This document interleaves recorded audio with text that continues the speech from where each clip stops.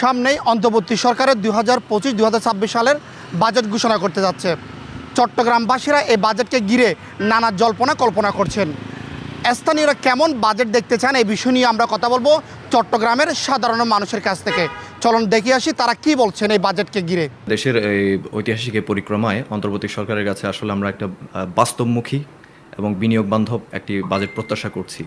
যেহেতু সরকারের সংশ্লিষ্ট যারা দায়িত্বশীল যারা রয়েছেন, যারা সিদ্ধান্ত প্রণেতা যারা রয়েছেন, তারা অত্যন্ত দক্ষ বিচক্ষণ, এই জন্য আমাদের প্রত্যাশাও বেশি। আর চট্টগ্রামের ক্ষেত্রে যেহেতু চট্টগ্রামের ব্যবসায়ী, সেই হিসেবে আমরা চট্টগ্রামের বন্দরকে অবশ্যই অগ্রাধিকার দিচ্ছি। চট্টগ্রামের বন্দরের আপনার সক্ষমতা বৃদ্ধি এবং গতিশীলতা আনার জন্য যে সমস্ত সহায়ক নীতিমালা প্রণয়ন করা উচিত এবং বিনিয়োগ আনা উচিত, সেগুলোর বাস্তবায়ন অবশ্যই আমরা বাজেটে দেখতে চাই। এবং চট্টগ্রামের ক্ষেত্রে যে প্রতিবন্ধক বিষয়গুলো রয়েছে, যেমন 13 টন ওজন স্কেলে যে বিষয়টি রয়েছে, সেটির কারণে কিন্তু এ ধরনের আরও কিছু ইস্যুর কারণে কিন্তু চট্টগ্রাম দীর্ঘদিন ধরে আপনার বৈষম্য এবং বিভাজনের দিকে চলে যাচ্ছে। তো এই সমস্ত ইস্যুগুলো আমাদেরকে খুব তার অচিরেই মানে একটা পুনর্বিবেচনা করে একটি সমাধানের পথে আসতে হবে। পাশাপাশি কর কাঠামো সংস্কার, সহজতরকরণ, আর ধরেন ঋণের সুদ হার কমানো, লাইসেন্স ফি, শুল্ক এবং অন্যান্য চার্জ কমিয়ে আনার, যাতে ব্যবসায়িক খরচটা কমে আসে, সেদিকেও লক্ষ্য রাখা উচিত।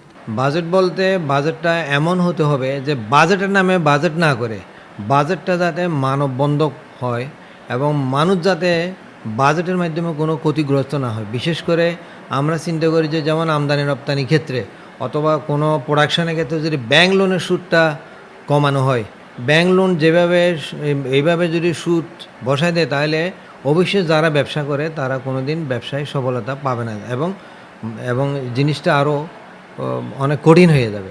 তারপর হলো আপনার নিত্য প্রয়োজনীয় জিনিস যেগুলো মানুষ বেশি ব্যবহার করে, ওই সমস্ত জিনিসের উপর শুল্ক না বাড়িয়ে একটা সহনীয় পর্যায়ে যাতে হয়। একটা রাষ্ট্রের বাজেট সেটা অবশ্যই জনকল্যাণের পক্ষে হওয়া উচিত, দারিদ্র দূরীকরণের পক্ষে হওয়া উচিত, সব মানুষের রুটি রুজি, কর্মসংস্থান এবং রাষ্ট্রের উন্নয়নের পক্ষে হওয়া উচিত। কিন্তু আমরা বর্তমান সময়ে যেটা দেখতে পাচ্ছি, সেটার জন্য অনুকূল রাজনীতি নাই। আসলে রাষ্ট্রকে নিয়ন্ত্রণ করে রাজনীতি, বাজেটকেও নিয়ন্ত্রণ করে রাজনীতি, অর্থনীতিকেও নিয়ন্ত্রণ করে রাজনীতি। রাজনীতি যদি বিদ্বেষমূলক হয়, সংঘাতমূলক হয়, রাজনীতি যদি একক গোষ্ঠীর স্বার্থভিত্তিক হয়, তাহলে কোনো বাজেটই আসলে সফল হয় না। রাজনীতি হতে হবে মানবিক, মানবতা রাজনীতি, মানবতা রাষ্ট্রের লক্ষ্যে সব মানুষের অধিকার স্বাধীনতা ভিত্তিক। রাজনীতি হতে হবে সব মানুষের ভালোবাসা কল্যাণ ভিত্তিক। তাহলেই কেবলমাত্র একটা কল্যাণময় সরকার, কল্যাণময় রাষ্ট্র, এবং সেই কল্যাণময় সরকার এবং কল্যাণময় রাষ্ট্র থেকে কল্যাণময়, জনকল্যাণময়, সব মানুষের সেবার কল্যাণের, সব মানুষের অর্থনৈতিক উন্নয়নের বাজারে আমরা আশা করতে পারি।